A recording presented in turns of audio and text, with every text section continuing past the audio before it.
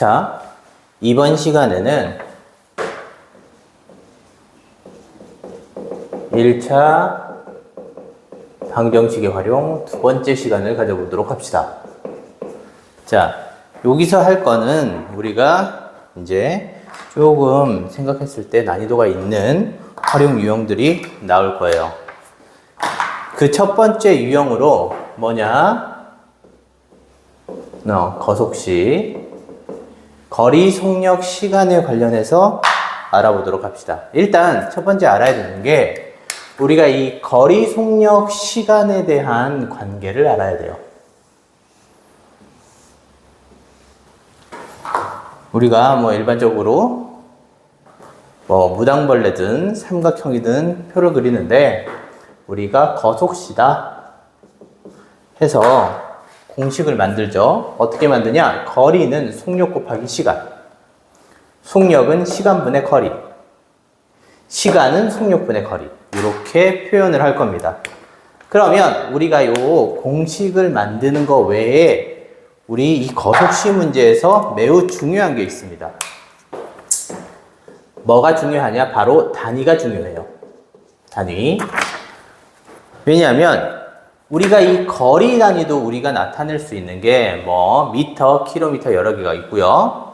이 시간 단위도 초, 아니면 분, 아니면 시간, 이렇게 여러 가지로 나타낼 수 있기 때문에 우리가 거속시 문제에서는 단위를 맞춰보면 좋아요. 그러면 우리 이 단위들이 어떻게 나왔는지 한번 확인을 하는데 거리는 킬로미터든 미터든 이렇게 나온다고 했죠. 다음에 얘 시간, 분, 분을 그냥 미터랑 헷갈리니까 분이라고 적을게요. 초, 이렇게 표현될 수도 있어요. 그러면 속력은 어떻게 표현되냐면 우리 수학에서 속력은 시속 킬로미터, 얼마 킬로미터, 분속 얼마 미터, 이런 식으로 표현됩니다. 그럼 우리가 자세히 보면 거리는 거리만 있고 시간은 시간만 있는데 이 속력 단위를 보면 시간과 거리가 전부 다 표현되게 돼 있어요. 그래서 우리가 이 거속시 문제를 할 때는 속력의 단위를 맞춰보자라는 거야. 일반적으로. 꼭 거기에 맞출 필요는 없지만 일반적으로 여기다 맞춥니다. 자, 그러면 우리 이 거속시 문제는 여러 가지 유형들이 있는데 일단 일반적으로 나오는 게 만나는 경우에 대해서 한번 알아봅시다. 우리 거속시의 문제가 어려운 이유는 유형별로 문제를 적용해야 되는 것들이 나오기 때문이에요. 그러면 우리 만나는 경우가 어떻게 돼 있냐면 크게 세 가지로 나와 있는데 첫 번째는 어느 이 직선이 있는데 A가 여기 있고 B가 여기 있어. 이때 얘가 서로 만나기 위해서 반대 방향으로 가는 거죠. 그래서 반대 방향으로 가는 경우. 자, 반대 방향으로 만났을 때의 얘기를 하면 이 A 방향에서 파란색만큼 간 거리랑 B에서 빨간색만큼 간 거리를 합치면 전체 거리가 나옵니다. 그래서 요거 관계식이 있다라는 거 알고 있으면 되고요. 다음 두 번째, 우리가 반대 방향이 있다면 같은 방향에서 움직이는 게 있겠죠. 그래서 얘 A, B가 있어요. 자, 그래서 얘가 요렇게도 한 명이 가고 이렇게도 한 명이 가서 만나는 경우. 근데 얘는 어떻게 되냐? 둘 다 움직인 거리가 같다 라는 식으로 나옵니다. 그러면 아까 세 개까지 있다 그랬는데 이 세 번째는 뭐냐면 일반적으로 트랙 도는 게 나와요. 트랙. 첫 번째는 얘처럼 트랙을 반대 방향으로 도는 경우, 이렇게 돌아서 만나는 경우. 그 트랙을 반대 방향으로 돌아서 만나면 얘와 마찬가지로 움직인 거리의 합이 전체 거리가 됩니다. 다음에 두 번째 얘 같은 방향으로 움직인 경우처럼 얘가 이렇게 움직여서 만났다. 근데 얘는 보통 속력의 차이가 나기 때문에 한 명이 더 빨리 돌아서 만나게 됩니다. 그래서 이 경우는 요 빨간색의 거리에서 파란색 거리를 빼면 전체 한 바퀴가 나오겠죠. 그래서 거리의 차가 전체 거리가 됩니다. 그러면 우리가 거리 얘기만 했는데 우리 거리로만 행동을 하느냐? 아니고 여기에 조건이 하나씩 더 붙어 있어요.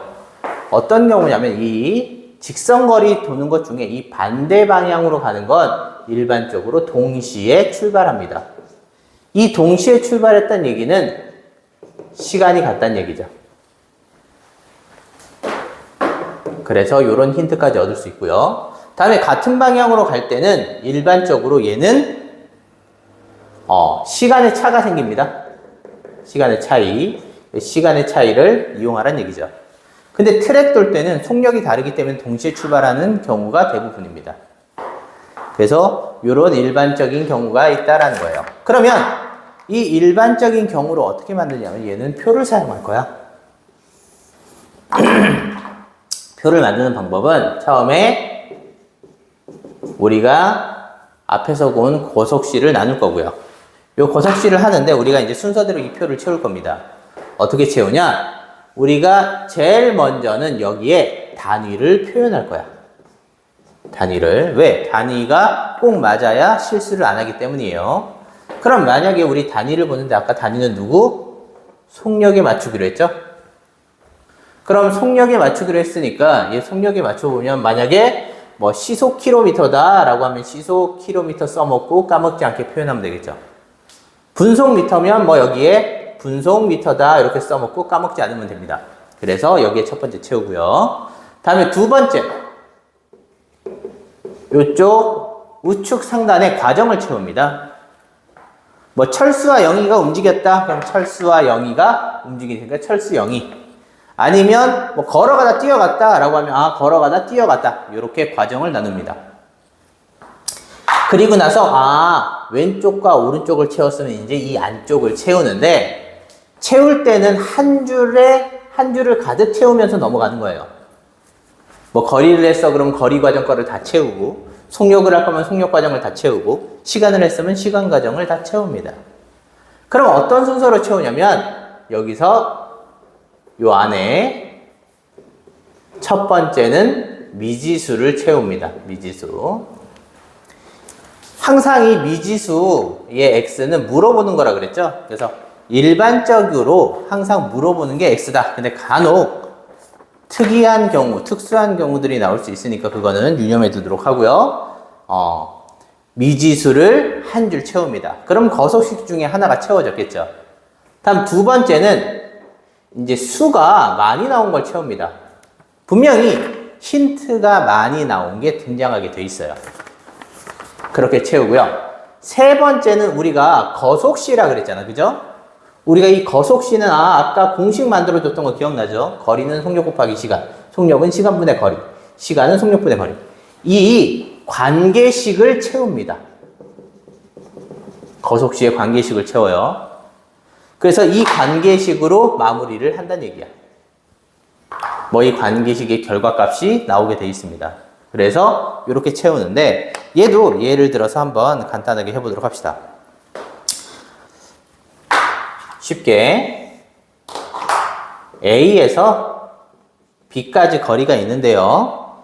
이 자동차를 타고 왕복한다 칩시다. 그래서 이렇게 갈 때 A에서 B를 갈 때는 시속 80km로 가고요. 그 다음에 올 때는 시속 40km로 온다고 칩시다. 그랬더니 총 시간이 6시간이 걸렸다. 그래서 우리가 이 전체 거리, A, B 사이 거리를 구해봅시다. 자, 그러면, 표를 채우기로 했으니까, 거, 속, 시죠. 제일 먼저 뭘 채우자고?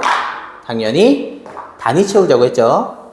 단위는 속력이 시속 킬로미터니까 얘는 시간, 얘는 킬로미터 이렇게 될 거예요. 그 다음에 과정을 채워주기로 했으니까 여기서 얘기하는 과정은 갈 때랑 올 때가 있으니까 갈 때 어떻게 했는지 올 때 어떻게 했는지 나눠주면 되겠네요. 자, 다음에 우리가 이제 요 안에를 채우는데 안에 채우는 기준은 뭐? 미지수부터. 근데 미지수는 A, B 사이의 거리. 근데 올 때 같은 길로 왔다고 가정을 잡으면 올 때 거리는 X. 자, 이제 나머지 채워봅시다. 나머지는 두 번째는 숫자 많이 나온 거. 당연히 속력이 많이 나와 있죠. 시간은 하나밖에 없으니까. 속력 채웁니다. 자, 그리고 마지막 줄은 뭐? 관계식. 시간은 속력분의 거리겠죠. 근데 우리가 왕복 총 시간이 6시간이니까 갈 때 걸린 시간과 올 때 걸린 시간을 합치면 6이다. 이런 식을 만들 수 있다는 얘기죠. 그래서 거속시식을 만들 수 있으니까 이렇게 확인하도록 합시다. 그러면 이번엔 두 번째는 뭐라냐? 1문제입니다. 1. 여기서 1이라는 건 노동 얘기하는 거예요. 1. 자, 그래서 이 1문제를 할 때도 우리가 알아야 되는 게 있는데, 1문제에서 필히 알아야 되는 게 있어요. 필히. 그 필히 알아야 되는 게 뭐냐면, 얘는, 이렇게 쓸게요. 단위 시간 동안 할 수 있는 일의 양. 요겁니다. 그럼 여기서 이제 모르는 단어들이 여러 개가 등장을 하죠. 먼저 시간은 알지만 단위 시간이라는 걸 잘 몰라요. 단위 시간. 단위 시간이라는 건 1로 시작하는 시간을 단위 시간이라고 해요. 1분, 1초, 1시간, 하루, 한 달, 1년 이렇게 1로 시작하는 게 단위 시간인데 이 단위 시간 동안 할 수 있는 일의 양을 구해야 돼요. 그럼 얘는 어떻게 구하냐면 요거는 일반적으로 비례식으로 합니다. 두 번째 또 알아야 되는 거 하나 더 적어봅시다. 자, 우리 1문제에서 두 번째 알아야 되는 게 뭐냐면 우리 노동을 한다니까 일을 다 하면 이 다 한다는 얘기는 완료를 짓는다는 얘기예요. 일을 다 하면 1로 정합니다. 숫자 1로. 비율을 의미하겠다는 얘기예요. 일을. 자, 그러면 예를 들어 요 단위 시간 동안 할 수 있는 일의 양을 정해보는데 철수가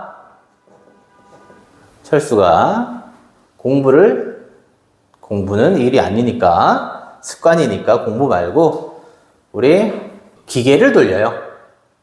근데 5시간 동안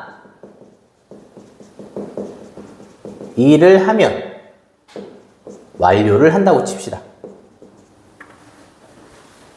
그럼 우리가 단위 시간 동안이란 얘기는 시간 단위니까 1시간 동안에는 얼마나 일을 할 수 있느냐 요걸 찾아보겠죠. 그럼 이제 비례식으로 어떻게 하느냐 5시간 동안 일을 해서 완료를 했으니까 1로 놓는 거죠. 그리고 나서 1시간 동안은 얼마를 할 수 있느냐 이렇게 표현을 한 겁니다. 그럼 얘 비례식으로 보면 요거 내항의 곱과 외항의 곱이니까 x는 5분의 1이 되겠죠. 그래서 얘는 1시간 동안 할 수 있는 일의 양이 5분의 1이겠죠. 그럼 얘 관계를 잘 보면 결국 혼자 완성할 수 있는 시간의 역수로 표현할 수 있다는 얘기입니다. 자, 그런데 우리가 여기서 중요한 게 우리가 이 1문제에서 미지수를 정하는데 요 미지수를 정할 때도 요게 많은 영향을 줘요. 얘를 만약에 안다는 얘기는 완료할 때 걸린 시간을 안다는 얘기랑 똑같아요. 얘를 알면 얘를 그냥 수로 표현해야 되는데 만약에 단위 시간 동안 할 수 있는 일의 양을 모른다 라고 하면 얘를 미지수로 잡습니다. 그래서 요거 값이 미지수가 된다라는 거죠. 자, 그러면 요 두 가지를 가지고 이제 1문제를 풀어보도록 합시다. 그럼 예를 들어 어떤 일을 완성하는데 아버지는 10일 걸리고요. 형은 15일이 걸린다고 칩시다. 그러면 이때 아버지랑 형이 함께 일을 하면 며칠이 걸리냐? 이런 문제가 있다고 칩시다. 그럼 우리가 중요한 뭘 먼저 구해야 된다고? 단위 시간 동안 할 수 있느냐? 일.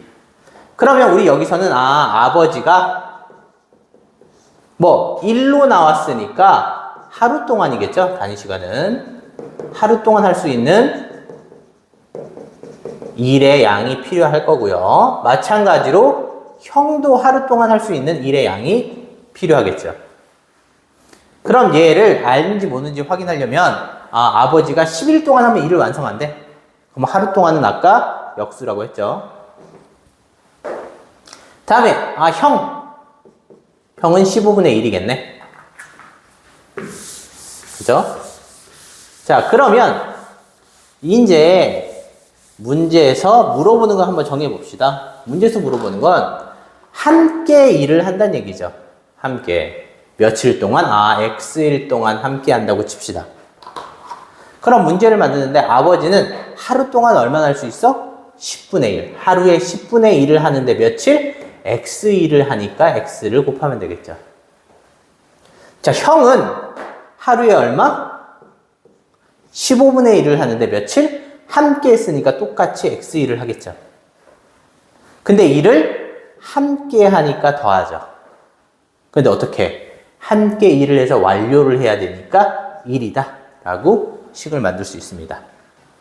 그래서 이렇게 식의 문제를 정할 수 있겠죠. 자, 다음에 또 일반적으로 많이 나오는 세 번째 원가 정가 문제입니다. 원가 정가 문제. 자, 우리 원가 정가 문제에서 우리 일반적으로 알아야 되는 게 원가와 정가. 우리 정가만 나오는 게 아니라 할인 판매 가격도 나와요.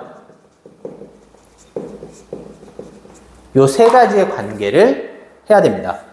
우리 원가라는 건 물건을 사올 때 혹은 만들 때 드는 비용을 얘기해요. 그래서 그냥 원가에 팔 수 없으니까 원가에 이익을 붙여서 정가라는 걸 매깁니다. 이때 이 정가는 파는 금액이 돼요. 근데 예를 들어 팔고 있는데 물건이 잘 안 팔려. 그럼 어떻게 해요? 할인을 해야 되죠. 그래서 정가에서 할인을 해서 얘를 만듭니다. 자, 그래서 우리가 얘를 정하는데 이때 중요한 게 얘네의 관계예요. 물론 얘네 동그라미 친 거를 채워야 돼요. 문자로.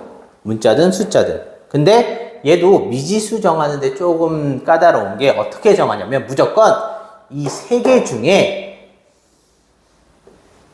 가장 위에 있는 걸 채웁니다. 원가를 몰라? 그럼 원가를 채우고요. 정가를 몰라? 그럼 정가를 채우고요. 할인 판매 가격을 몰라? 그러면 이거 모를 리가 없어요. 나중에 계산해서 나오는 거니까 여기 원가 정가에서 대부분 해결이 되겠죠. 그래서 이렇게 확인을 합니다. 그러면 우리가 여기서 이제 나오는데 우리가 여기 나오는 이익 말고요. 최종 이익이라는 게 있어. 이익을 붙여 파는 거 말고 우리 마지막에 돈 남는 거. 이거 이윤이라고 하기도 하죠. 이윤. 그럼 얘는 어떻게 구하냐면 얘는 최종적으로 판매한 금액입니다.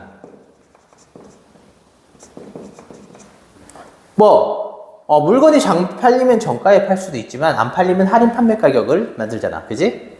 그래서 우리 최종 판매 가격에서 원가를 뺀 거. 뭐 살 때 들어간 돈을 빼야 마지막에 우리가 결국 남는 돈을 확인할 수 있겠죠. 그래서 이렇게 정한다는 얘기죠. 그래서 원가 정가 문제를 풀 수 있는데 이것도 예를 들어서 한번 해봅시다. 예를 들면 어떤 상품이 있는데 여기에 이 원가에 얼마? 20% 이익을 붙여서 정가를 만든다고 합시다. 근데 이게 잘 안 팔려서 500원 할인을 했대요. 그랬더니 개당 300원의 이익이 남았대. 이때 원가를 구해봅시다. 자, 그러면 여기서 물어보는데 원가 정가 아는 게 없는데 우리 다행히 원가를 물어보죠. 나중에 정가를 물어봤어도 원가가 미지수가 돼요. 그럼 얘 x1 이렇게 잡죠. 그럼 이제 문제에 나와 있는 걸 하는데 여기에 20%의 이익을 붙인다고 했고요. 얘가 안 돼서 500원 할인을 했다라고 합시다. 그러면 이 표들을 어떻게 채울 수 있냐? 자, 항상 이 정가는 원가의 비율로 나타내죠. 우리 앞에서 했을 때 저기 증가감소했을 때랑 똑같아요. 20%의 이익을 붙였으니까 100분의 100 플러스 20 이렇게 들어가겠죠. 그래서 정가에 얼마가 추가됐는지 확인을 할 수 있고요. 이번에 할인 판매 가격은 정가에서 할인된 만큼을 빼주면 됩니다. 그죠? 그래서 이렇게 하는데 이때 이익이래. 이 이익은 마지막 판매한 금액에서 뭘 빼줘? 원가를 빼준 게 이익이다. 이렇게 계산할 수 있다는 얘기죠. 그래서 원가, 정가까지 해서 우리 일반적으로 또 나올 수 있는 심화 유형까지 확인을 했습니다. 그래서 활용 문제는 매우 중요하니까 꼭 하는 방법들을 익히도록 합시다. 이상입니다.